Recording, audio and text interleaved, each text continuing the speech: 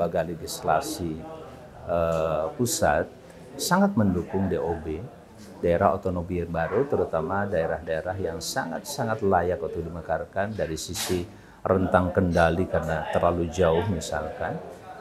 Untuk Bogor Timur memang tidak terlalu jauh, tapi kepadatan penduduk, kemudian tadi kesiapan daerah atau calon daerah itu sendiri juga sangat-sangat bagus, terutama dari sisi PAD yang sampai mencapai 500,5 miliar adalah satu kelayakan. Dalam hal ini DOB daerah otonomi baru untuk Bogor Timur itu sangat-sangat layak untuk didukung oleh berbagai kalangan. Apalagi di PDRI, khususnya anggota dari Jawa Barat, kami, Pak Oni, saya sendiri Amang Syafruddin LC, dan juga Kang Asep dan juga Ibu Eni, seluruhnya kami sepakat dan sangat-sangat sepakat sekali lagi bahwa daerah otonomi baru yang diusulkan oleh Provinsi Jawa Barat sangat-sangat layak, mengingat penduduk yang harus dikelola secara lebih profesional,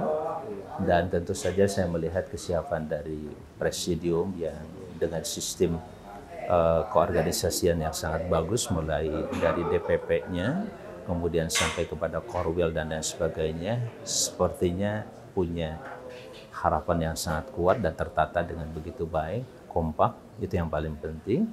Dan yang lebih penting di atas segalanya, pemekaran tentu saja untuk kepentingan masyarakat dan rakyat supaya lebih baik lagi ke depannya, insyaallah. Nah, kaitannya dengan pemberlakuan moratorium, peluangnya seperti apa sebenarnya? Ya, kita tidak bisa menebak itu ya.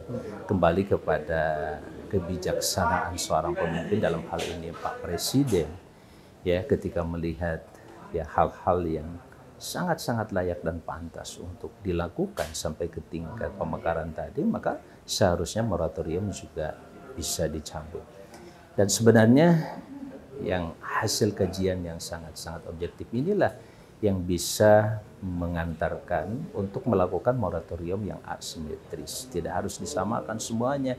Sangat mungkin untuk daerah-daerah tertentu bisa diberikan, asal diberikan juga alasan-alasan yang bisa dipertanggungjawabkan dan betul-betul mengedepankan kepentingan bangsa dan rakyat itu sendiri.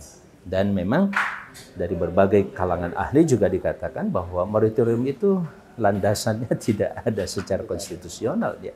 Itu semuanya hanya merupakan sebuah kebijakan dari seorang pengambil keputusan di tingkat pusat, dalam hal ini Bapak Presiden. Dialah yang sebenarnya punya kewenangan dalam hal menetapkan atau mencabut. Bahkan banyak kalangan ketika kami melakukan rapat dengar pendapat waktu saya di Komite 1 dengan berbagai kalangan, susah dicarikan landasan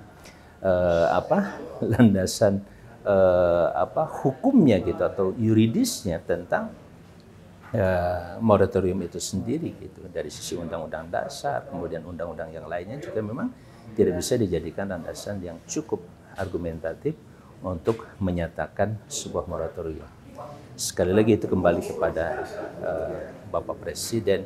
Mudah-mudahan dengan melihat fakta-fakta yang objektif di lapangan dan kuatnya dorongan dari masyarakat yang merasakan betul bahwa DOB adalah sebuah keniscayaan, maka saya pikir itu sesuatu yang wajar dilakukan, asal konstitusional, insya Allah. Nah, kalau secara kelembagaan sendiri DPD dalam hal aspirasi pemekaran ini seperti apa perannya? DPD. Apakah nanti ada rekomendasi atau? Oh iya, kalau itu harus ya. Walaupun tidak menjadi syarat mutlak, tetapi syarat yang sangat-sangat yang sangat mengikat sekali. Karena kalau ada keputusan misalkan DOB ditetapkan tanpa rekomendasi DPD, itu boleh dikatakan cacat.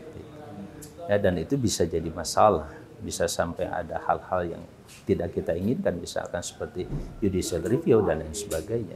Maka DPD diberi hak, bahkan itu amanat dari Undang-Undang Dasar ya, Negara Republik Indonesia ini tahun 1945. DPD salah satu di antara yang diberi kewenangan untuk ikut di dalam mengatasi persoalan-persoalan yang terkait dengan pemekaran diantaranya atau daerah otonomi.